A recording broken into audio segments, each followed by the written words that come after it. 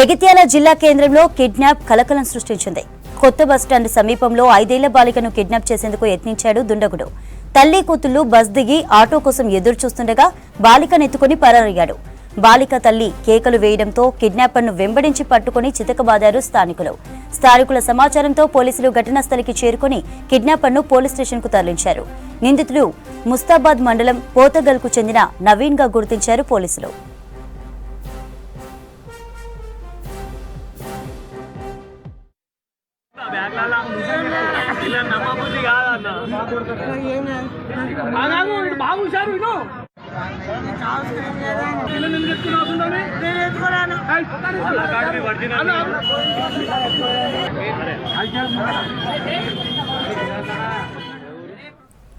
జగిత్యాల జిల్లా కేంద్రంలో కిడ్నాప్ కలకలం సృష్టించింది. కొత్త బస్టాండ్ సమీపంలో 5 ఏళ్ల బాలికను కిడ్నాప్ చేసేందుకు యత్నించాడు దుండగుడు. తల్లి కూతుళ్లు బస్ దిగి ఆటో కోసం ఎదురు చూస్తుండగా బాలికనెత్తుకుని పరారయ్యాడు. బాలిక తల్లి కేకలు వేయడంతో కిడ్నాపర్ను వెంబడించి పట్టుకుని చితకబాదారు స్థానికులు. స్థానికుల సమాచారంతో పోలీసులు ఘటనా స్థలానికి చేరుకుని కిడ్నాపర్ను పోలీస్ స్టేషన్కు తరలించారు. నిందితుడు ముస్తాబాద్ మండలం పోతగల్కు చెందిన నవీన్ గా గుర్తించారు పోలీసులు.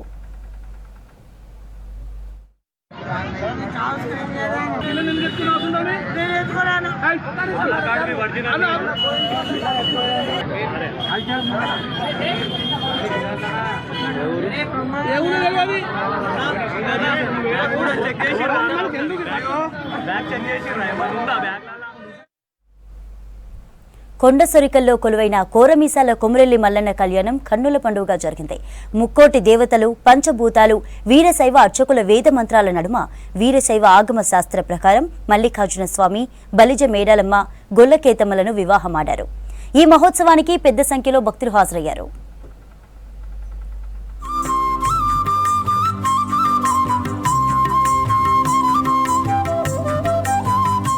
సిద్దిపేట జిల్లాలో వెలిసిన ప్రముఖ పుణ్యక్షేత్రం కొమురవెల్లి మల్లన్న కళ్యాణం అంగరంగ వైభవంగా జరిగింది. మార్గశిర మాసం చివరి ఆదివారాన్ని పురస్కరించుకుని వీరశైవ ఆగమ శాస్త్రం ప్రకారం కళ్యాణ వేడుక నిర్వహించారు. కాశీ పీఠాధిపతి వీరశైవ జగద్గురు శ్రీ మల్లికార్జున విశ్వారాధ్య శివాచార్య మహాస్వామి ఆధ్వర్యంలో కళ్యాణం జరిపించారు అర్చకులు. వరుడు మల్లికార్జున స్వామి తరపున కన్యాగ్రహీతలుగా పడిగన్నగారి వంశస్థులు, మేడలమ్మ, కేతమ్మ అమ్మవార్ల తరపున కన్యాదాతలుగా మహాదేవుని వంశస్థులు కళ్యాణ తంతు నిర్వహించారు. కళ్యాణం తర్వాత దేవతామూర్తులకు పట్టు వస్త్రాలు, పూల మాలలు ధరింపజేసి సర్వాంగ సుందరంగా అలంకరించారు అర్చకులు.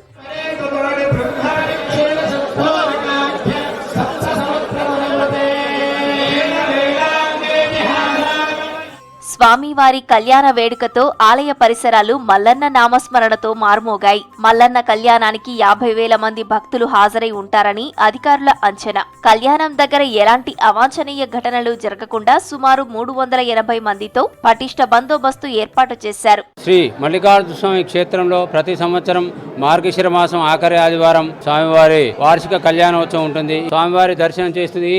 దర్శనం సంవత్సరంలో ఒకరోజు దీన్ని నిజరూప దర్శనం అంటారు. స్వామివారి ఆభరణాలు అలంకరణ లేకుండా స్వామివారి నిజరూపంగా ఎలా ఉంటాడో దర్శనం చేయబడుతుంది. ఇదన్నే తొలి దర్శనం కూడా అంటారు.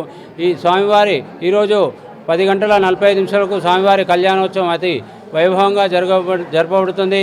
తదనంతరం సాయంకాలం స్వామివారి రథోత్సవం, రేపు తెల్లవారు ఉదయం లక్ష విలువార్చన కార్యక్రమంతో ఈ బ్రహ్మోత్సవాలు ప్రారంభమవుతాయి. ఈ బ్రహ్మోత్సవాలు 3 నెలల పాటు మార్చి 23 వరకు కొనసాగుతాయి. ఈరోజు సుమారు 50,000 పైచీలకు మంది భక్తులు స్వామివారి కళ్యాణోత్సవానికి హాజరవుతున్నారు. రాష్ట్ర ప్రభుత్వం తరఫున పట్టు వస్త్రాలు, ముత్యాల తలంబ్రాలు సమర్పిస్తున్నారు. వచ్చే భక్తులకు ఎలాంటి అసౌకర్యాలు కలగకుండా దేవాదాయ శాఖ వారు అన్ని ప్రభుత్వ విభాగాలతో సమన్వయం పరిచి భక్తులకు ఇబ్బందులు కలగకుండా దర్శనాలు చేయించడం జరుగుతుంది.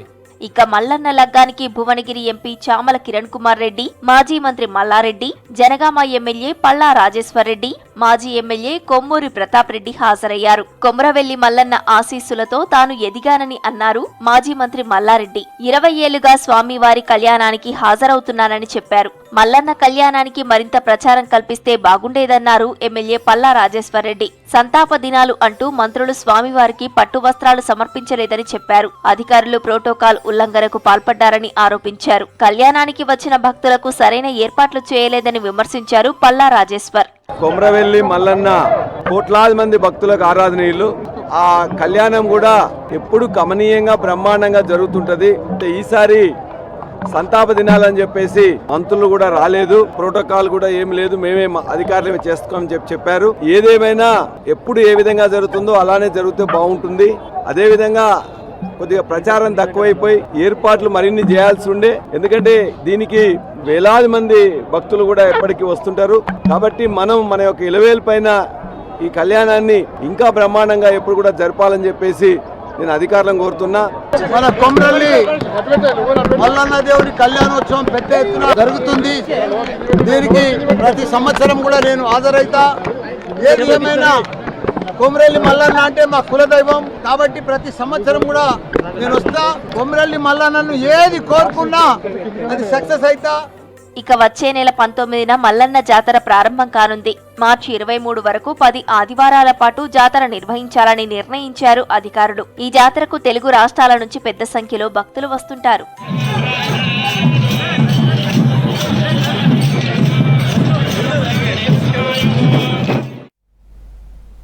మేడారం గుర్తుకు వస్తే చాలు టక్కున సమ్మక్క సారలమ్మ వనదేవతలు గుర్తొస్తారు. 2 ఏళ్లకు ఒకసారి జరిగే మినీ మేడారం జాతరకు భక్తులు లక్షలాదిగా తరలిస్తారు.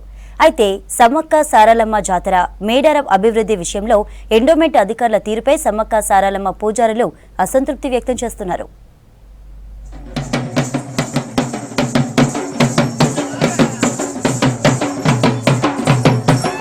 ప్రతి 2 ఏళ్లకు ఒకసారి జరిగే జాతర మేడారం. ఈసారి మినీ మేడారం జాతర నిర్వహించేందుకు ప్రభుత్వం నిర్ణయం తీసుకుంది. ఫిబ్రవరి 12 నుంచి 15 వరకు జాతర జరగనుంది. జాతరకు వచ్చే భక్తులకు ఇబ్బందులు కలగకుండా ఏర్పాట్లు చేసేందుకు నిధులు విడుదల చేసింది ప్రభుత్వం. ఎండోమెంట్ అధికారులు ఏర్పాట్లపై నిర్లక్ష్యంగా వ్యవహరిస్తున్నారంటూ అసంతృప్తి వ్యక్తం చేస్తున్నారు పూజారులు. మినీ మేడారం జాతరకు సంబంధించి ఇప్పటివరకు పనులే ప్రారంభించలేదన్నారు.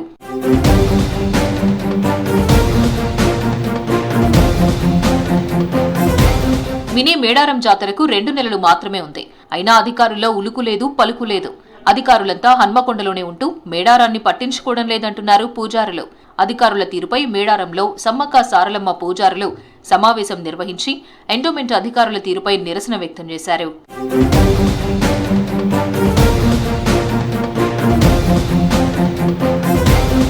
జాతరకు వచ్చే భక్తులను దృష్టిలో పెట్టుకుని ప్రభుత్వం నిధులు మంజూరు చేసింది. కానీ జాతరలో చేపట్టే అభివృద్ధి పనుల్లో తమ అభిప్రాయాలు తీసుకోకుండా అధికారులే ఇష్టారాజ్యంగా వ్యవహరిస్తున్నారని ఆరోపిస్తున్నారు పూజారులు. ఫిబ్రవరిలో 12 నుండి 15వ తారీఖు వరకు అంటే 4 రోజులు ఈ మండమెలిగేటువంటి పండుగ జరగబోతుంది. మరి గిరిజన సాంప్రదాయ పద్ధతిలో ఈ పండుగను ఘనంగా జరుపుకుంటున్నాం. దీన్ని వీక్షించేందుకు అనేక రాష్ట్రాల నుండి భక్తులు వారి యొక్క కోరికలు తీర్చే విధంగా మరి ఇక్కడ రావడం జరుగుతుంది. వాళ్ళకు అనుకూలంగా ప్రభుత్వం కూడా అన్ని సౌకర్యాలు మరి ముందుండి ఏర్పాట్లు చేస్తుంది. లక్షలాదిగా భక్తులు తరలివచ్చే మినీ మేడారం జాతరకు 1 రోజుల ముందు నుంచే గద్దెల ప్రాంగణం పక్కన ఉన్న రేకుల గదుల్లో ఉంటూ ఈవో సహా ఇతర సిబ్బంది భక్తులకు సేవలందించేవారు. ఇప్పుడు దేవాదాయ శాఖ అధికారులు వరంగల్లో ధార్మిక భవనంలో మేడారం ఈవో కార్యాలయం ఏర్పాటు చేసి అందులో ఉంటూ జాతర పనులపై పరిశీలిస్తున్నారని పూజారుల సంఘం అధ్యక్షుడు ఆరోపిస్తున్నారు. ఒకప్పుడు 1000 సంఖ్యలో వచ్చే భక్తులు ఇప్పుడు లక్షల సంఖ్యలో వస్తున్నారు. కనుక భక్తులకు సౌకర్యాలు కల్పించాలి. గవర్నమెంట్ని కోరుచున్నాము. ఎక్కడైనా ఆఫీస్ అన్నప్పుడు టెంపుల్ దగ్గర ఉంటుందా, హన్మకొండ ఉంటుందా? ఏ గుడికి పోయి చూసినా ఒక ఆఫీస్ ఉంటుంది, స్టాఫ్ ఉంటుంది, అక్కడ అడ్మినిస్ట్రేషన్ చక్కగా ఉంటుంది. ఇక్కడ ఏమున్నది? లేదు. దానికి కారణం ఏంది? ఆడున్న ఈవో, ఆడున్న స్టాఫు, మేము వరంగల్ ఉండేవాళ్ళం మళ్ళీ పల్లెటూరులో చెందుకు ఉండాలి అంటారు. ఈ పరిస్థితి ఏర్పడుతున్నది. దేవాదాయ శాఖ అధికారులు దృష్టి సారించి పూజారుల అభిప్రాయాలను పరిగణలోకి తీసుకోవాలంటున్నారు. జాతరకు వచ్చే భక్తులకు ఎలాంటి ఇబ్బందులు తలెత్తకుండా చూడాలని కోరుతున్నారు పూజారులు. ఉమ్మడి నిజామాబాద్ జిల్లాకు వరప్రదాయినిగా ఉన్న మంజీరా నదిలో నాణ్యమైన ఇసుక అక్రమార్కుల పాలవుతోంది. నదీ ప్రవాహం తగ్గగానే ఇసుక దందాకు తెరలేపారు అక్రమార్కులు. వందల వాహనాల్లో ఇసుకను ఇతర ప్రాంతాలకు తరలిస్తున్నారు. అధికారుల సపోర్టుతోనే మంజీరా వనరులను నిర్వీర్యం చేస్తున్నారని ఆరోపణలు వినిపిస్తున్నాయి.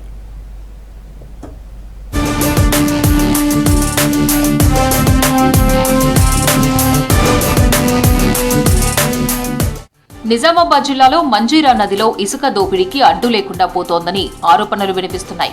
బోధన్ నియోజకవర్గంలోని నదీ పరివాహక ప్రాంతాల నుంచి ఇసుక అక్రమంగా తరలిస్తున్నారని చెప్తున్నారు స్థానికులు. ప్రభుత్వ నిర్మాణాలకు ఇసుక తరలించడంలోనూ అక్రమాలకు పాల్పడుతున్నారని ఆరోపిస్తున్నారు. ఎంఆర్ఓ అనుమతితో ప్రభుత్వ నిర్మాణాల పేరిట ఇతర అవసరాలకు కాంట్రాక్టర్లు ఇసుక తరలిస్తున్నారని చెప్పారు. బోధన్ నియోజకవర్గంలోని సిద్ధాపూర్, ఖండ్గావ్, కప్పర్ల, హంగర్గా గ్రామాల పరిధిలో ఈ దందా నడుస్తుందని తెలిపారు. మంజీరా పరివాహక ప్రాంత గ్రామమైనటువంటి సిద్ధాపూర్ శివార్లో మంజీరా నది నుంచి ఇసుకను అక్రమంగా తరలిస్తున్నారు అక్రమార్కులు. ఇప్పటికే దీని మీద స్థానికులు పెద్ద ఎత్తున ఆందోళన చేశారు. గతంలోనూ చాలాసార్లు జిల్లా కలెక్టర్తో సహా ఉన్నతాధికారులకు ఫిర్యాదు చేసిండ్రు. అయినా కూడా ఎట్లాంటి స్పందన లేదు. వీరికి అధికారులు కూడా మద్దతు ఇస్తున్నట్టుగా ఆరోపణలు వినిపిస్తాయి. కొంతమంది స్థానికులు మనతో ఉన్నారు, వారితో మాట్లాడించేటువంటి ప్రయత్నం చేద్దాం. వీరంతా గతంలో ఆందోళన చేశారు, ఈ యొక్క ఇసుక వారిని ఆపాలంటూ ఆందోళన చేశారు. మాట్లాడదాం. చెప్పండి, ఎన్ని రోజులుగా వస్తుంది ఇది? సార్, ఇది ఈ మా ఖండ్గాం గ్రామంలో ఈ విధంగా ఇసుక పర్మిషన్ ఇవ్వడం సరికాదని, అదేవిధంగా చుట్టుపక్కల ఉన్న రైతులందరూ కూడా వాళ్ళ బోర్లకు నీళ్లు కూడా సరిగా రావడం లేదు. నీళ్లు అనేది తగ్గుతూ ఉంది. ఎందుకంటే పరిమితికి మించి కూడా వీళ్ళకు పర్మిషన్ ఒక 50 టిప్పర్లు ఇస్తే వీళ్ళు ఎక్కువ టిప్పర్లు మోతాదులో కొట్టుకోవడం జరుగుతుంది. ఎవరైనా అడ్డుపడితే వాళ్ళకు బెదిరించడం కానీ, వాళ్ళకు ప్రాణహాని తెప్పించడం కానీ, ఈ విధంగా వాళ్ళు రౌడీజం అనేది చేస్తూ ఉన్నారు. దీనికి మేము ప్రభుత్వానికి ఒక్కటే కోరుతున్నాం, ఇస్తే మీరు పోలీస్ వారు కావచ్చు, ఈ రెవెన్యూ డిపార్ట్మెంట్ కావచ్చు, మీరు ఇక్కడ ఉండి ఏ టిప్పర్కి అయితే ఏ బిల్ ఉందో, ఏ టిప్పర్కి లేదో మీరు చూసి పంపించాల్సిందిగా కోరుతున్నాం. చెప్పండి, ఎన్ని రోజులు అవుతుంది? అవును సార్, ఇప్పుడు మనం బోధన వెళ్ళేటప్పుడు కావచ్చు, వాళ్ళు రూట్ ఇస్తలేరు, కొన్ని యాక్సిడెంట్లు అవుతున్నాయి, కొన్ని ఫ్యామిలీ ఇష్యూస్ ఉన్నాయి. అట్లా మనం ఏమన్నా అంటే వీళ్ళు చేస్తున్నారు కావాలని మా పేర్లు కూడా వాళ్ళు ఇది చేస్తున్నారు, భయపెట్టిస్తున్నారు చేస్తున్నారు. సో మీరు ఎవరికి చెప్పలేదు అధికారులకి? చాలా సార్లు కంప్లైంట్ ఇస్తే వాళ్ళు రెస్పాన్స్ ఇస్తలేరు సార్. ఇక్కడ చూసినా ఇసుక డంపులు, ఇసుక బండ్లే, ఎటు అసలు రోడ్ల మీద తిరగడానికి కూడా లేని పరిస్థితి. ఇసుక పర్మిషన్లు ఇస్తున్నామని చెప్తున్నారు. ఇక్కడ వేబిల్ అది ఎంత వెయిట్ తీసుకుపోతున్నారో కూడా తెలియదు. బండ్లు నడుస్తున్నాయని వేబిల్లు ఇచ్చినాము, మేము బండ్లు నడుస్తున్నాయని చెప్తున్నారు. ఒక వెయిట్ చేయడానికి ఒక కాటా లేదు. మరి అదేవిధంగా ఎన్ని బండ్లు పోతున్నాయి ఎంక్వైరీకి ఇంకొక లేదు. ఒక్కొక్క ఊర్లో 10 డోజర్లు ఉన్నాయి. వాటిని ఎందుకు తీసుకొచ్చారు? ఈరోజు ఆర్టీఓ ఆఫీసర్లు ఏం చేస్తున్నారు? వర్షాలు పైనుంచి వర్షాలు పడ్డా నడుస్తూనే ఉంటాయి బండ్లు. ఇప్పుడు ఈ పాయింట్ నుంచి రోజు ఎన్ని బండ్లు పోతాయి? వాళ్ళకే ఇప్పుడు అధికారులకు వాళ్ళు ఎన్ని ఏవీలు ఇచ్చిందో వాళ్ళకే తెలియదు. ఆడ ఇచ్చే వాళ్ళు వేరు, ఈడ చూసే వాళ్ళు వేరు ఉంటే ఈ బండికి పర్మిషన్ ఉంది, ఈ టైమింగ్ అయిపోయింది, వెంటనే పట్టుకోవడం అట్లాంటివి జరుగుతాయి. అట్లాంటివి ఏం లేవు ఇక్కడ. అక్రమ ఇసుక వ్యాపారానికి అయితే అధికారులు కూడా మద్దతు ఇస్తున్నారు, సపోర్ట్ చేస్తున్నటువంటి విషయాన్ని స్థానికులు చెప్తున్నారు. ఇకనైనా అధికారులు స్పందించి దీని మీద చర్యలు తీసుకున్నటువంటి విషయాన్ని బోధన్ నియోజకవర్గంలోని మంజీరా పరివాహక ప్రాంత గ్రామ ప్రజలు చెప్తున్నటువంటి నేపథ్యం మనకు కనిపిస్తుంది. బోధన్ నుంచి మెదక్, హైదరాబాద్, మహబూబ్ నగర్, నల్గొండ, నిజామాబాద్ ప్రాంతాలకు పెద్ద ఎత్తున ఇసుక తరలిస్తున్నారని ఆరోపణలొస్తున్నాయి. అధికారులకు ఎంతో కొంత ఇచ్చి మేనేజ్ చేస్తున్నారని చెప్తున్నారు స్థానికులు. ప్రస్తుతం ఇసుక టన్నుకు 9,000 రూపాయలు ఉండగా 20 టన్నుల ఇసుక లోడుకు 1,20,000 రూపాయలుంది. లారీలో 20 టన్నులకు తోడు కెపాసిటీకి మించి అదనంగా 5 నుంచి 8 టన్నుల వరకు ఎక్కువ ఇసుక తరలిస్తున్నారని తెలుస్తోంది. ఒక వే బిల్లుతో 100 ట్రిప్పుల్లో ఇసుక తీసుకెళ్తున్నారని ఆరోపణలు వస్తున్నాయి. కొన్ని చోట్ల గ్రామాల రోడ్ల నుంచి నది వరకు సొంతంగా రోడ్లు వేసుకుని ఇసుక తరలిస్తున్నారని తెలుస్తోంది. నిజామాబాద్ జిల్లా బోధన్ నియోజకవర్గంలోని మంజీరా నది పరివాహక ప్రాంతంలో అక్రమ ఇసుక దందా విచ్చలవిడిగా కొనసాగుతుంది. ఒకవైపు అధికారుల నిర్లక్ష్యం, మరోపక్క ప్రజాప్రతినిధుల మద్దతుతో అక్రమార్కులు ఇసుక వ్యాపారాన్ని నిర్వహిస్తున్నారు. మనం ప్రస్తుతం బోధన్ నియోజకవర్గ పరిధిలోని చివరి గ్రామాలు, తెలంగాణ రాష్ట్రానికి నిజంగా ఇవన్నీ కూడా చివరి గ్రామాలు, సిద్ధాపూర్, ఖండ్గావ్ గ్రామాలు. ఈ మనం ప్రస్తుతం మంజీరా నదికి ఇటువైపు ఉన్నాం, తెలంగాణ రాష్ట్ర సరిహద్దులో ఉన్నాము. మంజీరా నది నుంచి ఇసుకను తరలించేందుకు ఇసుక వ్యాపారస్తులు, ఇసుక కాంట్రాక్టర్లు రోడ్డు నిర్మాణం చేసుకున్నారు. ఇవన్నీ చుట్టుపక్కల పైభాగంలో అంటే ఈ ప్రాంతంలో అన్ని వ్యవసాయ క్షేత్రాలు ఉన్నాయి, పంట పొలాలు ఉన్నాయి. ఆ పంట పొలాల మధ్యలో నుంచి ఇట్లా రోడ్లు వేసుకొని ఇసుక వ్యాపారాన్ని కొనసాగిస్తున్నారు. అయితే ఈ ఇసుక క్వారీలకు ఎట్లాంటి అనుమతి లేదు. ఇక్కడ ఈ మంజీరా నదిలో దొరికేటువంటి నాణ్యమైనటువంటి ఇసుకకు బయట ప్రాంతాల్లోనూ మంచి డిమాండ్ ఉంది. ప్రధానంగా ఇక్కడ నుంచి ఇసుకని అటు మెదక్, సంగారెడ్డి, హైదరాబాద్ పరిసర ప్రాంతాలకు ఇసుకను తరలిస్తుంటారు.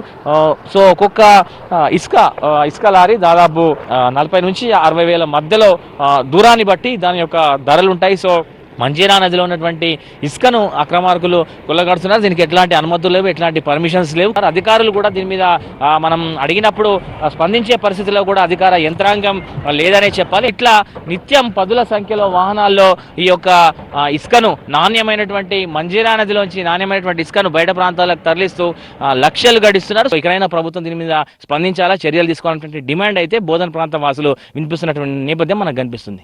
వ్యాపారులు మంజీరా నుంచి ఇసుక తరలించి తమకు అనుకూలంగా ఉన్న ప్రాంతంలో డంప్ చేసి ఎక్కువ రేటుకు అమ్ముకుంటున్నారని ఆరోపణలు వినిపిస్తున్నాయి. భారీ వాహనాల్లో ఇసుక తరలిస్తుండటంతో రోడ్లు ధ్వంసమవుతున్నాయని చెప్తున్నారు స్థానికులు. ఇసుక లారీలతో ప్రమాదాలు అవుతున్నాయని చెప్పారు. యాక్సిడెంట్లలో కొందరు వికలాంగులయ్యారని ఆవేదన వ్యక్తం చేశారు. ఇంత జరుగుతున్నా అధికారులు పట్టించుకోవడం లేదంటున్నారు. చెక్ పాయింట్ దగ్గర పోలీసులు నామమాత్రంగా తనిఖీలు చేస్తున్నారని విమర్శిస్తున్నారు. మనం లిస్టుల ప్రకారం మనకు ఎన్ని అయితే అలాట్ అవుతాయో అన్ని వేబిల్స్ ఇవ్వటం జరుగుతుంది. ఇక్కడ కాంటా అంటే మనము ఈ టిప్పర్లో వచ్చేసి మ్యాక్సిమము మనకు ట్రాక్టర్లు ఒక 5-6 వరకు పడతాయి అని చెప్పేసి ఆ అందాజ ప్రకారం 10 క్యూబిక్ మీటర్స్ ఇస్తున్నారు. ఇది కూడా మైనింగ్ వాళ్ళు చూసుకొని వెళ్ళడం జరిగింది. అట్లా వితౌట్ వేబిల్స్ ఏమీ లేవండి. రివర్లో వచ్చేసి ట్రాక్టర్ల నుంచి మొత్తం టోటల్ లేబర్లే నింపుతున్నారు. అవి తీసుకొచ్చి ఇక్కడ క్వారీ పాయింట్లో పోసుకున్న తర్వాత అప్పుడు ఈ టిప్పర్లు ఏవైతున్నాయో డోజర్లతో ఫిల్అప్ చేస్తున్నారు, నింపుతున్నారు. టీఎస్ఎండీసీ ద్వారా ఇసుక కొంటే తక్కువ ధర ఉంటుందని, కానీ వ్యాపారులు బ్లాక్లో ఎక్కువ రేటుకు ఇసుక అమ్ముతున్నారని ఆరోపణలు వస్తున్నాయి. ఇసుక దందాపై ప్రభుత్వం చర్యలు తీసుకోవాలని, నదీ పరివాహక ప్రాంతాల్లో టీఎస్ఎండీసీ ద్వారా ఇసుక అమ్మకాలు జరపాలని కోరుతున్నారు.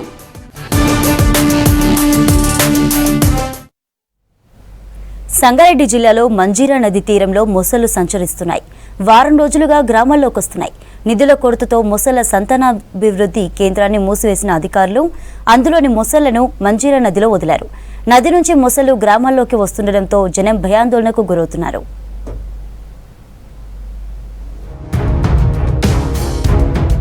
నది తీరాన మొసళ్లు జనాన్ని వణికిస్తున్నాయి. మంజీరా రిజర్వాయర్ సమీపంలో ఏర్పాటు చేసిన మొసళ్ల సంరక్షణ కేంద్రం మూతపడటంతో ఇప్పుడు అవి జనావాసాల్లోకి చేరుతున్నాయి. గతంలో గ్రామాల్లోకి వచ్చిన మొసళ్లను పట్టుకుని సంగారెడ్డి మండలం కల్పగూరు శివారులోని మొసళ్ల సంతాన వృద్ధి కేంద్రానికి తరలించేవారు. రాను రాను నిధుల కొరత ఏర్పడి మొసళ్ల సంరక్షణ కేంద్రాన్ని మూసివేశారు అధికారులు. అందులో ఉన్న 4 మొసళ్లను మంజీరాలో వదిలేశారు. అవి నదీ తీరాన సంచరిస్తుండటంతో పొలం పనులకు వెళ్లేవారు, మత్స్యకారులు, పశువుల కాపర్లు అటువైపు వెళ్లేందుకు భయపడుతున్నారు. గతంలో పరిస్థితి ఏందనంటే ఎక్కడో దొరికిన మొసళ్ళను తీసుకొచ్చి మన దగ్గర పెట్టేసి ఏదో సంరక్షణలు ప్రేక్షకులు రావడానికి దోహదపడేది. ఇప్పుడు ఆ పరిస్థితి కనబడట్లేదు. అధికారులు కూడా దీని మీద వెంటనే చర్యలు తీసుకునాలి. ఈ వదిలేసిన మొసళ్ళు కూడా ఒకవేళ కనుక మీరు తీసుకురాగని పక్షంలో అవి అక్కడ ఉన్నటువంటి రైతాంగులు ఎక్కువ మంజీరా పరివాహక ప్రాంతం ఉన్నటువంటి రైతులకి చాలా ముప్పు ప్రమాదం వాటిల్లే ప్రమాదం ఉంది. కాబట్టి ప్రమాదం జరగకన్నా ముందే మీరు తొందరపాటుగా ప్రభుత్వ పరంగా చర్యలు తీసుకొని వాటిని తీసుకొచ్చి ఎంత తొందరగా అంత తొందరగా సంరక్షణ కేంద్రంలో భద్రపరచాల్సిన అవసరం ఉంది.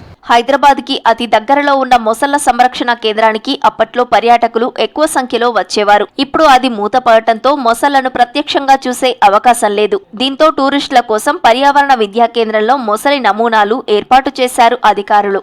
మంజీరాలో ఈ మొసళ్ళ భయానికి రైతులు పొలాలకు కూడా వెళ్ళడానికి భయపడుతున్నారు. ఈ మొసళ్ళు ఎవరైతే వాటిని వదిలిరో వాళ్ళే సంరక్షణ కేంద్రాలకు తీసుకుపోవాలి. పశువులకు నీళ్లు తాపడానికి, గొర్రెలకు నీళ్లు తాపడానికి కానీ వెళ్ళడానికి, చేపలు పట్టడానికి వెళ్ళడానికి కూడా చాలా మంది భయపడుతున్నారు.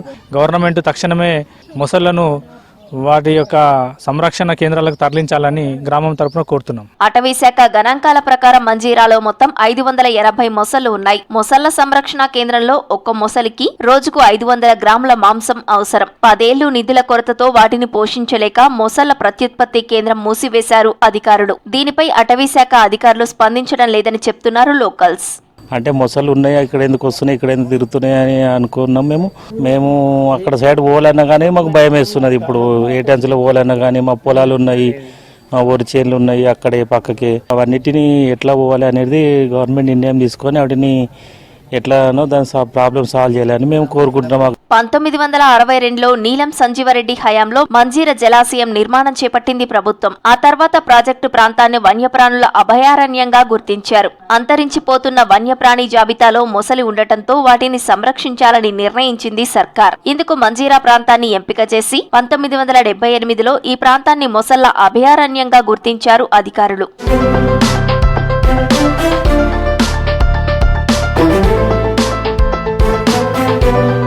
సంగారెడ్డికి సమీపంలో ఉన్న మంజీరా అభయారణ్యం విభిన్న జాతి పక్షులకు నిలయం. మంజీరా డ్యాం దగ్గర ఉన్న చిత్తడి నేలల్లో ఏటా వివిధ దేశాల నుంచి వలస పక్షులు వచ్చి సందడి చేస్తుంటాయి. పక్షులతో పాటు మొసళ్లను చూడడానికి నిత్యం వందల సంఖ్యలో టూరిస్టులు వస్తుంటారు. హైదరాబాద్ తో పాటు వివిధ ప్రాంతాల నుంచి పక్షి ప్రేమికులు ఇక్కడికి వస్తుంటారు. ఇప్పుడు పునరావాస కేంద్రాన్ని మూసివేయడంతో అసంతృప్తి వ్యక్తం చేస్తున్నారు పర్యాటకులు. పర్యాటక కేంద్రంగా ఉన్న ఈ మంజీరా నది పరివాహక ప్రాంతాన్ని, అట్లాగే ఇక్కడ పర్యాటకులు నిత్యం వందలాది మంది ప్రతిరోజు అక్కడ పర్యాటక ప్రాంతంగా చూడడానికి వస్తున్నారు.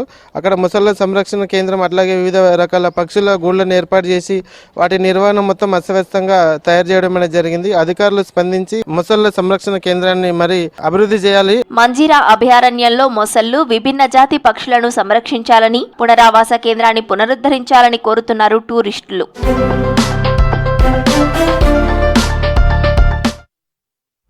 కాకతీయ యూనివర్సిటీలో పరిశోధనల కేంద్రంగా నిలవాల్సిన కే హబ్ అధికారుల నిర్లక్ష్యంతో అలంకారప్రాయంగా మారింది. కోట్లాది రూపాయలతో కట్టిన కే హబ్ ఇప్పటికీ విద్యార్థులకు అందుబాటులోకి రాలేదు. రీసెర్చ్లకు అవసరమైన భవన నిర్మాణం, పరికరాల కోసం 50 కోట్లు మంజూరు చేసింది ప్రభుత్వం. భవన నిర్మాణం పూర్తయినా అధికారుల నిర్లక్ష్యంతో పరిశోధనలు ప్రారంభం కాలేదు. 9 నెలలుగా కే హబ్ తాళాలు వేసి ఉంచడంతో చుట్టూ పిచ్చి మొక్కలు పెరిగి నిరుపయోగంగా మారింది.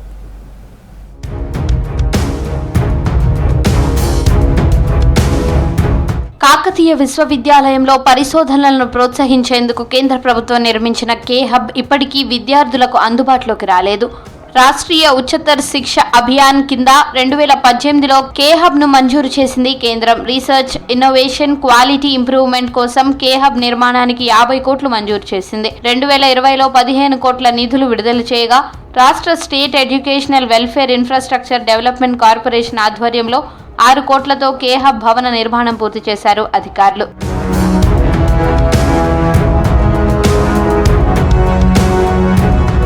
బీఆర్ఎస్ ప్రభుత్వం కే హబ్ ను ప్రారంభించడంలో నిర్లక్ష్యం చేసిందని ఆరోపణలున్నాయి. బీఆర్ఎస్ వైఖరితో పరిశోధనలకు దూరమయ్యామని తెలిపారు విద్యార్థులు. కాంగ్రెస్ ప్రభుత్వం కే హబ్ పై ప్రత్యేక దృష్టి సారించింది. బిల్డింగ్ నిర్మాణం, sanitary works, water supply, internal electrification పనులు పూర్తి చేసింది. మార్చి 10న మంత్రులు కొండా సురేఖ, పొంగులేటి, సీతక్క కే హబ్ ను ప్రారంభించారు.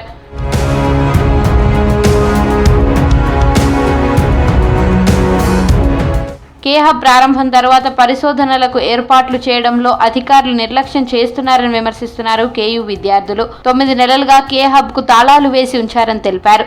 అధికారుల నిర్లక్ష్యంతో పరిశోధనా కేంద్రంగా నిలవాల్సిన కే హబ్ గడ్డి, పిచ్చి మొక్కలతో పనికి రాకుండా పోతుందంటున్నారు పీహెచ్డీ స్టూడెంట్స్.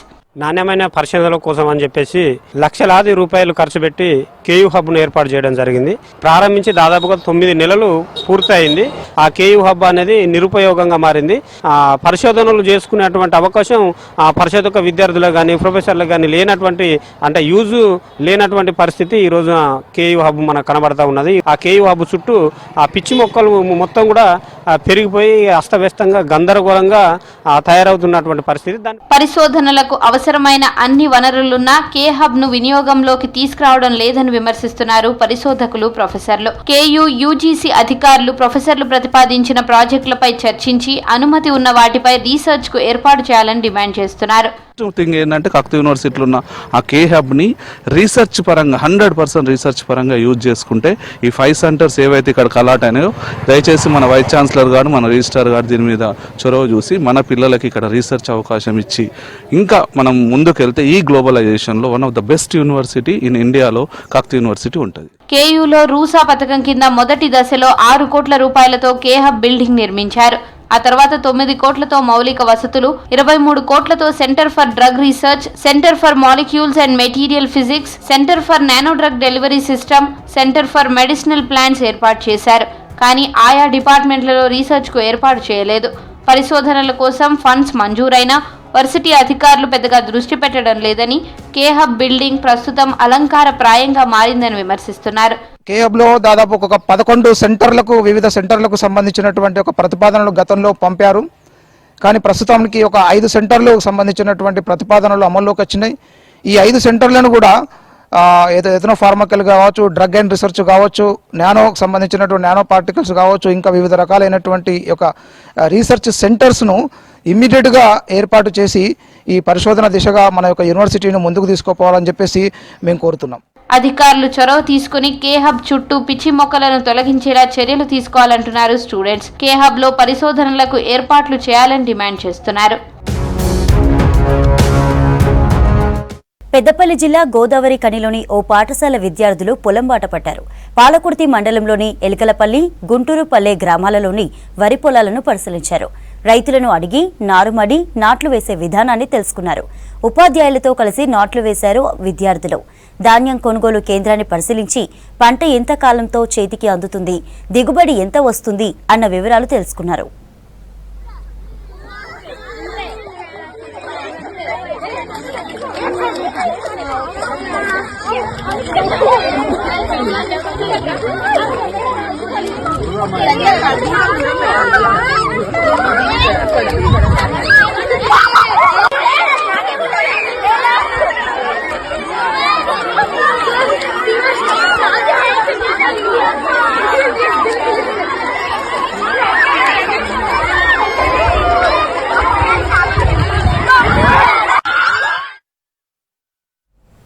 పేరుకే వసతి గృహం, కానీ అక్కడ ఎలాంటి వసతి లేదు.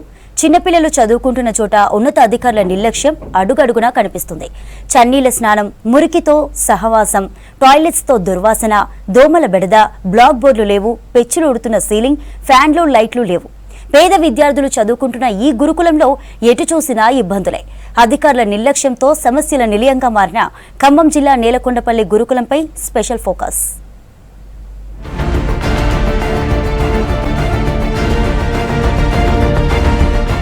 ఖమ్మం జిల్లా నేలకొండపల్లి బాయ్స్ 1 మైనారిటీ గురుకులంలో కనీస సౌకర్యాలు లేక ఇబ్బందులు పడుతున్నారు విద్యార్థులు. ఇక్కడ 5వ తరగతి నుంచి ఇంటర్మీడియట్ వరకు మొత్తం 452 మంది విద్యార్థులున్నారు. నేలకొండపల్లిలో బిల్డింగ్ లేకపోవడంతో రూరల్ మండలం జలగం నగర్లో అద్దె భవనంలో హాస్టల్ ఏర్పాటు చేసింది బీఆర్ఎస్ సర్కార్. ఈ బిల్డింగ్ లో అన్ని సమస్యలే ఉన్నాయని చెప్తున్నారు స్టూడెంట్స్. బిల్డింగ్ పక్కనే మున్నేరు ప్రవహిస్తుందని, అక్కడి నుంచి వచ్చే దుర్వాసనతో ఇబ్బంది పడుతున్నామన్నారు విద్యార్థులు.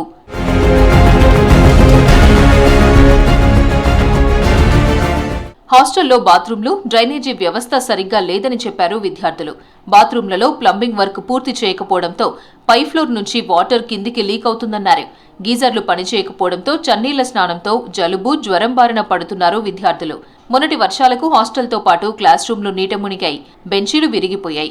ఆ తర్వాత బెంచీలను సమకూర్చినా వాటిని సిబ్బంది అందుబాటులోకి తీసుకురాలేదని చెప్తున్నారు విద్యార్థులు. డార్మెంటరీలోనూ అపరిశుభ్రతతో ఇబ్బంది పడుతున్నామని చెప్తున్నారు. రోజు వేడి నీళ్ళేమో సరిపోవట్లే, మాకు 2 గ్రీజర్లు పెట్టారు, ఒక గ్రీజర్ వస్తుంది, ఒకటి రావట్లేదు. ఇక్కడేమో చేయంటారు, అక్కడ మెట్ల దగ్గర చేయంటారు, వెనకేమో టాప్స్ ఉంటాయి, అయ్యో పనికి రావట్లేదు సార్. మళ్ళా ఎక్కడ ప్లేస్ ఇక్కడ చేస్తారు. అక్కడ ఇంటర్మీడియట్ కి ఎలా లేదు, ఇక్కడ 10th క్లాస్ కాడ చేయకూడదు, ఇక్కడే చేయాలా. 5th to 9th ఇక్కడే చేయాలా. గ్రీజర్ల కాడ చాలా మంది లైన్ ఉంటారు. हमारे पास एक ही बोर है, वो एक बोर 24 आवर्स चलता, फिर के बंद कर तो पानी नहीं आता वॉशरूम्स में, कभी आता कभी नहीं आता पानी, वॉशरूम में बहुत मुश्किल हो रही. హాస్టల్లో నాణ్యత లేని భోజనం పెడుతున్నారని ఆవేదన వ్యక్తం చేస్తున్నారు స్టూడెంట్స్. నాసిరకం పదార్థాలతో టిఫిన్స్ పెడుతున్నారని చెప్పారు. క్లాస్ రూముల్లో కనీసం బ్లాక్ బోర్డులు కరువయ్యాయని చెప్తున్నారు. సీసీ కెమెరాలు పనిచేయడం లేదని, ఫ్యాన్లు లేవని వాపోయారు. కొందరు టీచర్లు ఇష్టం వచ్చినట్టు కొడుతున్నారని ఆరోపిస్తున్నారు. క్లాస్ వర్క్ రాలేదని బాగా కొట్టింది sir, maths sir. Class work రాలేదు, వరదల్లో బుక్కులు కొట్టబోయినాయి సార్. కొట్టబోతే మళ్ళీ ఫస్ట్ నుండి రాస్తున్నాం సార్, రాస్తుంటే కానీ కొట్టింది సార్. వాదులు పట్టి ఇతన్ని మమ్మల్ని ఎట్ట కొడితే పెద్ద కర్ర తీసుకుని సార్, ఎట్ట పెడితే మనిషిని 5 గంటల దాకా గట్టి కొడతారు సార్. హాస్టల్ పక్కన ఖాళీ స్థలంలో చెత్త పేరుకుపోయి దుర్వాసన, దోమలు వ్యాపిస్తున్నాయని చెప్పారు. వాష్రూమ్ సైడ్ లైట్స్ లేవు, నైట్ పూట వెళ్ళాలంటే భయం వేస్తుంది చాలా, మాకు లైట్స్ అవైలబుల్ లేవు. గ్రీజర్లు కూడా ఒకటే ఉంది, ఒకటి 5th నుంచి 9th దాకా 10th వాళ్ళు కూడా అందరికి ఒక గ్రీజర్ దగ్గర పనిచేయాలంటే ఇబ్బందిగా ఉంది. వాటర్ మంచిగా ఉండట్లేదు, బాత్రూమ్స్ కూడా అవన్నీ గలీజ్ ఉంటుంది, నీళ్ళు రావట్లేదు సార్. అదే దాంట్లో బాత్రూమ్స్ లో బాగాలేదు. హాస్టల్లో సమస్యలపై ఉన్నతాధికారులకు ఫిర్యాదు చేశామని చెప్పారు ప్రిన్సిపల్ సత్యనారాయణ. గవర్నమెంట్ చేస్తుంది, కాకపోతే ఏంటంటే కొంచెం పనులు స్లోగా అవుతున్నాయి. ఆ బెంచెస్ కూడా ఒక 24 బెంచెస్ మనం 100 పెట్టిన రిక్వైర్మెంట్, అసెంబ్లీ పంపించారు. 76 బెంచెస్ డిస్మాంటిల్ అంటే డిటాచ్ చేసి పంపించారు. దానికి స్క్రూలు కానీ కార్పెంటర్ 20,000 అవుతుంది. అది మరి 20,000 మన స్కూల్ ఫండ్ లో నుంచి ఖర్చు పెట్టుకోవచ్చా లేదని మేము అడిగితే వాళ్ళు కొంచెం అంటే ఎవరో క్లారిటీ ఇవ్వలేదు మనకి. ఇంటర్సెక్షన్ ఇటు ఉంటే ఇటు బాత్రూమ్లు, 5th క్లాస్ సైడ్ అటు బాత్రూమ్లు, బిల్డింగే బాత్రూంలో శానిటరీ సిస్టమ్ అనేది కొంచెం ప్రాబ్లమాటిక్, అది మేము ఒప్పుకుంటాం. ప్లస్ ఉన్నది ఒకటే బోర్, మనకి ఇన్నిటికి మొత్తం మనకి 8 ట్యాంకులు ఉన్నాయి. 8 ట్యాంకుల మీద 13,000 లీటర్ల నీళ్ళు. అవన్నీ నిండినా కానీ మార్నింగ్ స్నానం చేసేటప్పటికి అయిపోతాయి. పిల్లలు కూడా 400 మంది ఉంటారు. ఆల్రెడీ గీజర్లు కొన్నారు, అది కూడా హ్యావెల్స్. మనం క్రాంప్టన్ పంపిస్తారంటే క్రాంప్టన్ వద్దు, మాకు హ్యావెల్స్ పంపించమంటే హ్యావెల్స్ వల్ల లేట్ అయింది. అసలు 16 బోర్డులు సార్, మొత్తం అన్ని ఖరాబ్ అయితే మేము మొత్తం 16 బోర్డులు కొనిమ్మంటే కొనిస్తామన్నారు. మనకేంటంటే ఈ న్యూ కొనడానికి మనకు పర్మిషన్ ఎవరు, వాళ్ళే కొని పంపిస్తారు. మౌలిక సదుపాయాలు లేవని అధికారులకు సమాచారం ఇచ్చామని తెలిపారు. ఉన్నతాధికారుల నుంచి ఎలాంటి రెస్పాన్స్ లేదని చెప్పారు ప్రిన్సిపల్.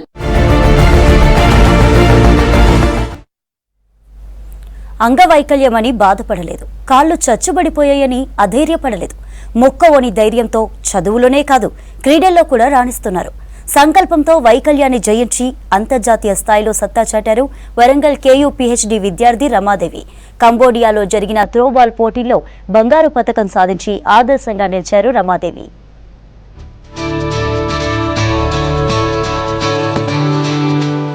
కాళ్ళు లేకున్నా చేతుల సాయంతో బైక్ నడుపుతున్న ఈమె పేరు రమాదేవి. సొంతూరు వరంగల్ జిల్లా సంగెం మండలం చింతలపల్లి గ్రామం. చిన్నతనంలోనే పోలియోతో కాళ్ళు చచ్చుబడిపోయాయి. అయినా నిరాశపడలేదు. స్కూల్లో చదువుకుంటున్న రోజుల్లోనే తోటి విద్యార్థులు ఆటలాడడం చూసి తాను కూడా ఏదైనా ఆట ఆడాలని అనుకుంది. అనుకున్నట్లుగానే త్రోబాల్ ఆడడం ప్రాక్టీస్ చేసి పారాలింపిక్స్లో గోల్డ్ మెడల్ సాధించింది.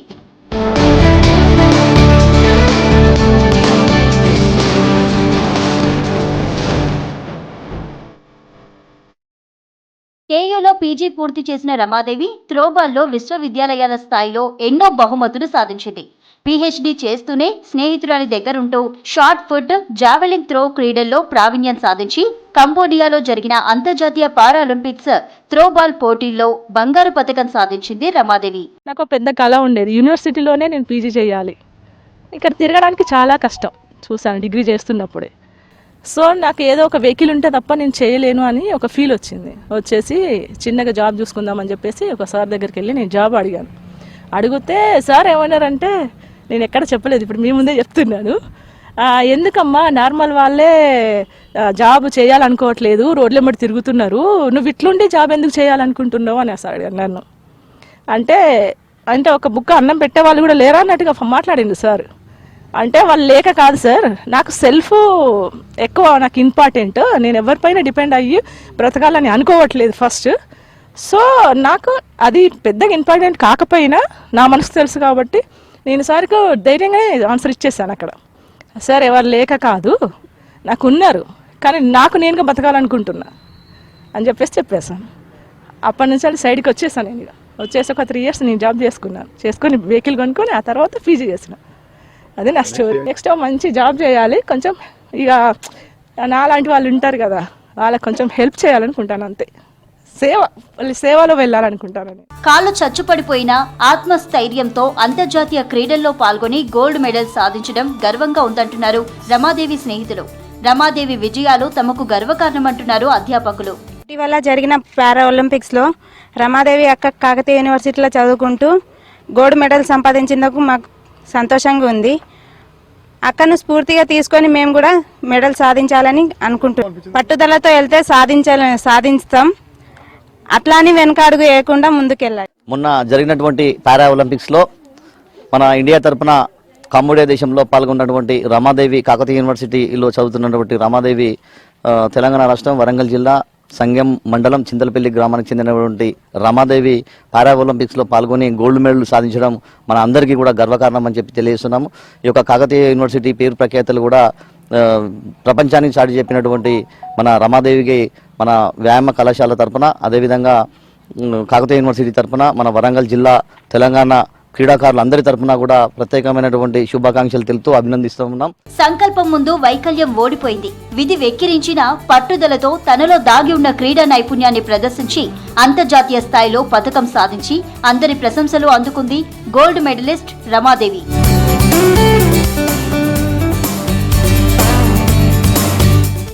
కొంతకాలంగా పేరుకుపోయిన కోట్ల విలువైన చేనేత వస్త్రాలను కొనుగోలు చేసి చేనేత సహకార సంఘాలకు చేయూతనిచ్చింది ప్రభుత్వం.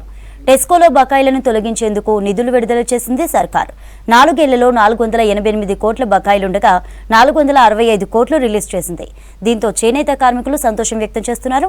సర్కారు నిర్ణయం తమలో కొత్త ఉత్సాహాన్ని నింపిందంటున్నారు.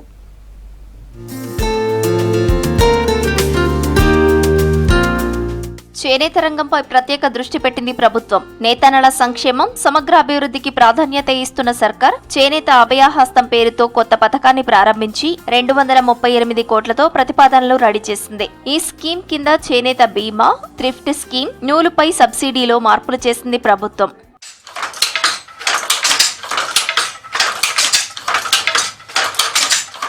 అభయహస్తం పథకం కింద నేత కార్మికులకు చేనేత బీమా పరిమితిని పొడిగించింది ప్రభుత్వం. బీఆర్ఎస్ సర్కార్లో 59 సంవత్సరాల వరకు ఉన్న బీమా పరిమితిని చేనేత కార్మికుడు మరణించేంత వరకు పొడిగిస్తూ ప్రతిపాదనను రూపొందించింది. థ్రిఫ్ట్ స్కీమ్ లో భాగంగా 2 సంవత్సరాలకే కార్మికులు తమ ఖాతాలో జమ చేసిన దానికి రెండింతలు ఇచ్చేలా మార్పులు చేసింది. నూలుపై సబ్సిడీలను పెంచుతూ నిర్ణయం తీసుకుంది. నేతన్నలకు లబ్ధి చేకూరేలా ప్రభుత్వం మార్పులు చేసిందంటూ హర్షం వ్యక్తం చేస్తున్నారు నల్గొండ జిల్లా చేనేత కార్మికులు.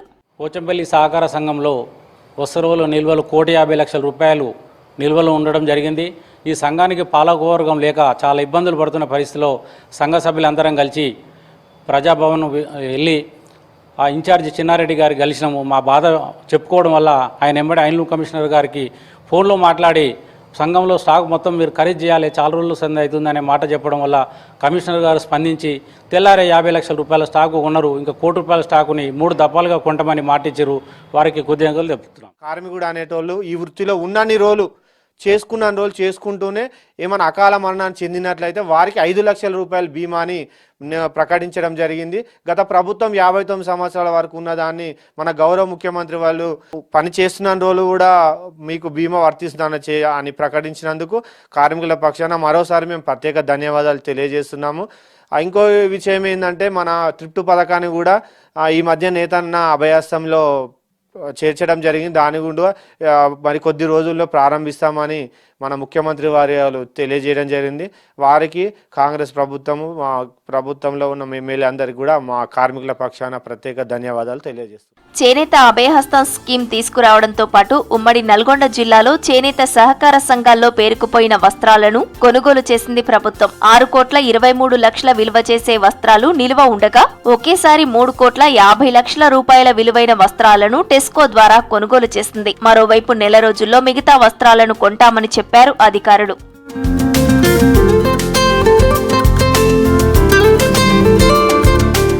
గతంలో చేనేత సహకార సంఘాల్లో వస్త్రాలు కొనుగోలు చేయకపోవడంతో సంఘాలపై ఆధారపడ్డ వారికి నెలలో 2 రోజులు కూడా పని దొరికేది కాదన్నారు కార్మికులు. కాంగ్రెస్ ప్రభుత్వం వస్త్ర నిల్వలను కొనుగోలు చేయడంతో తమకు చేతినిండా పని దొరుకుతుందని హర్షం వ్యక్తం చేస్తున్నారు.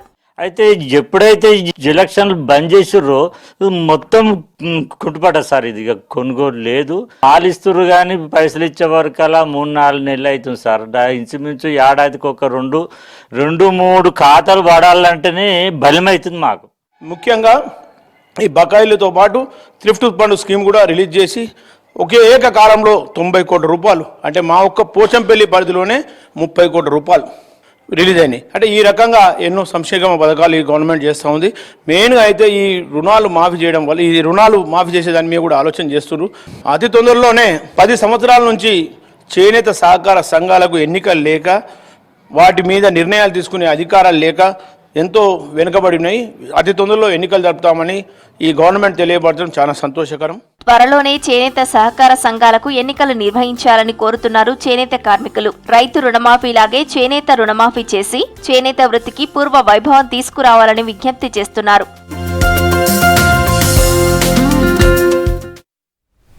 పర్యాటకులకు స్వర్గధామంగా మారిన ములుగు జిల్లా ఈ ఏడాది 1,44 మంది పర్యాటకుల సందర్శనతో సరికొత్త రికార్డు నమోదు చేసింది. దట్టమైన అడవులు, పచ్చని తోరణం అలంకరించినట్లుగా చెట్లు, గలగల పారే సెలయేళ్లు, వాగులు, వంకలు, కనువిందు చేసే జలపాతాలు, గోదావరి పరివాహక ప్రాంతాలు పర్యాటకుల మనసును దోచేస్తున్నాయి. అటు ఆధ్యాత్మిక ప్రాంతాలు, ప్రకృతి రమణీయతను పంచుతూ పర్యాటకులను ఆకర్షిస్తోంది ములుగు జిల్లా.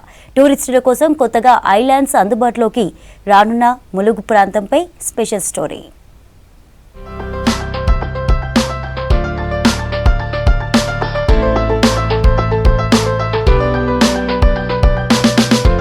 ఓరుగల్లు కాకతీయుల వైభవం కట్టడాలకు ప్రత్యేకం. అందమైన కొండలు, పచ్చని అడవులు, జాలువారి జలపాతాలు, మనసుని కట్టిపడేసే ప్రకృతి రమణీయత దృశ్యాలు, ఇలా చెప్పుకుంటూ పోతే అనేకం. టూరిస్టులకు హాలిడే స్పాట్గా పేరుగాంచింది ములుగు జిల్లా. దేశ విదేశాల నుంచి పర్యాటకులను ఆకర్షిస్తోంది.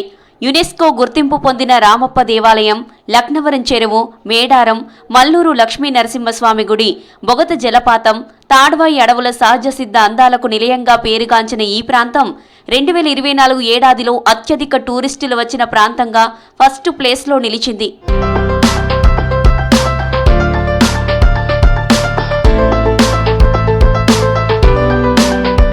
వరంగల్ ఉమ్మడి జిల్లా టూరిజం హబ్గా మారింది. పర్యాటక రంగంలో తనదైన ముద్ర వేసుకుంటోంది. నిత్యం కాంక్రీట్ జంగల్లో బిజీ లైఫ్లో కాస్త టైం దొరికినా వాలిపోయేందుకు బెస్ట్ ప్లేస్గా నిలిచింది వరంగల్. తెలంగాణ ఇంద్రకీలాద్రిగా పేరుగాంచిన శ్రీ భద్రకాళి అమ్మవారు భక్తుల కొంగు బంగారమై విరాజిల్లుతోంది. కాకతీయుల వైభవానికి పరాక్రమానికి ఆనవాళ్లు వేయిస్తంభాల గుడిలో ఇప్పటికీ సాక్షాత్కారమవుతాయి. రుద్రేశ్వర ఆలయంలో స్వామివారిని దర్శించుకుంటారు. ఈ ఆలయంలో అప్పటి శిల్పుల కళా నైపుణ్యం గురించి ఆలయ గోపురాలపై ఉన్న ఆకృతులు చాటి చెబుతాయి.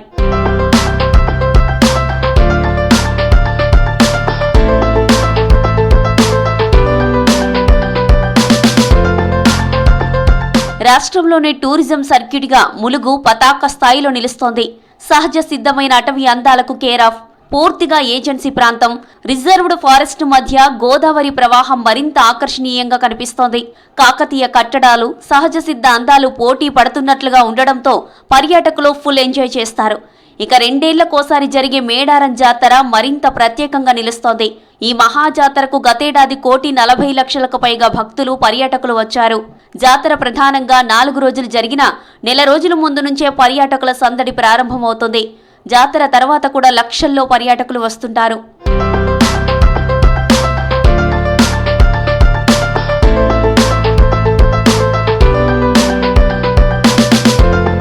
బొగత జలపాతం తెలంగాణ నయగారగా ప్రసిద్ధి. ఈ వాటర్ ఫాల్స్ చూసేందుకు జనం తరలి వస్తుంటారు. మల్లూరు లక్ష్మీ నరసింహస్వామి గుడిని దర్శించుకుంటారు. ఎమ్మెల్యేగా ప్రాతినిధ్యం వహిస్తున్న సీతక్క మంత్రిగా ప్రత్యేక చొరవతో జిల్లాకు ఐలాండ్ అందుబాటులోకి రానుంది. ఫేమస్ టూరిస్ట్ ప్లేస్ గా ఉన్న ఓరుగల్లులో బ్లాక్ బెర్రీ ఐలాండ్ కూడా పర్యాటకులను కనువిందు చేయనుంది. ములుగు జిల్లాను పర్యాటక రంగంలో అగ్రస్థానంలో నిలబెట్టే ప్రయత్నం చేస్తున్నామని మంత్రి సీతక్క తెలిపారు.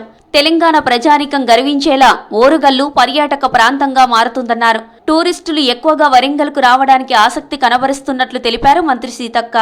రామప్ప టెంపుల్ ఒక హిస్టారికల్ ప్లేస్, ఒక హిస్టరీ ఉంది. ఇటు లక్నవరం అనేది మనం గత 15 సంవత్సరాల నుంచి 20 సంవత్సరాల నుంచి డెవలప్ చేసుకున్నటువంటి రోప్వే ఉంది. తర్వాత ఈ మధ్య కాలంలో 3rd ఐలాండ్ మనం తీసుకురావడం జరిగింది. అది కూడా న్యాచురల్గా ఏ చెట్టు కొట్టకుండా ఆ ఐలాండ్లో ఏవైతే చెట్లున్నాయో వాటిని బేస్ చేసుకునే మంచెలు కానీ కుర్చీలు కానీ ఎటు పోయినా కూడా నీకు ఆ 3rd ఐలాండ్లో ఒక వాటరే కనబడుతుంది. అట్లా అద్భుతంగా చేసుకున్నాం. అటు వెళ్తే మనకి ఇటు దేవాదుల ప్రాజెక్టు కానీ, సమ్మక్క సారలమ్మ ప్రాజెక్టు, గోదావరి దాటితే Bogatha waterfalls, weekly once ఇక్కడ రండి, బాగుంటది. వరంగల్ ఉమ్మడి జిల్లాకు ప్రతి ఏటా విదేశాల నుంచి 1000 మందికి పైగా టూరిస్టులు వస్తుంటారు. అలాగే మన దేశంలోని వివిధ రాష్ట్రాల నుంచి సుమారు 8 నుంచి 10 లక్షల మంది వస్తుంటారని తెలిపారు పర్యాటక శాఖ అధికారులు. సాధారణ టైంలోనూ జిల్లాకు వస్తున్న రష్ను దృష్టిలో పెట్టుకుని ఆర్టీసీ, టూరిజం డిపార్ట్మెంట్స్ తో ప్రత్యేకంగా టూరిజం సర్క్యూట్ ఏర్పాటు చేయాలని ప్లాన్ చేస్తోంది రాష్ట్ర సర్కార్.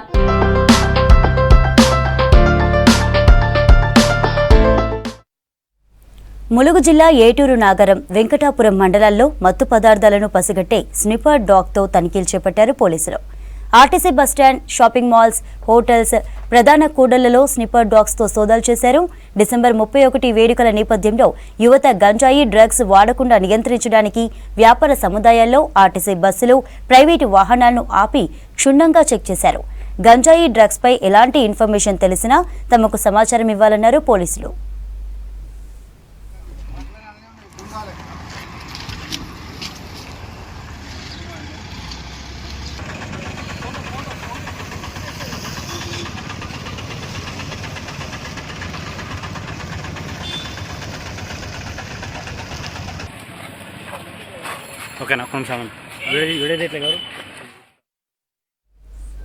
That's all for now. Stay tuned to V6 News as it is.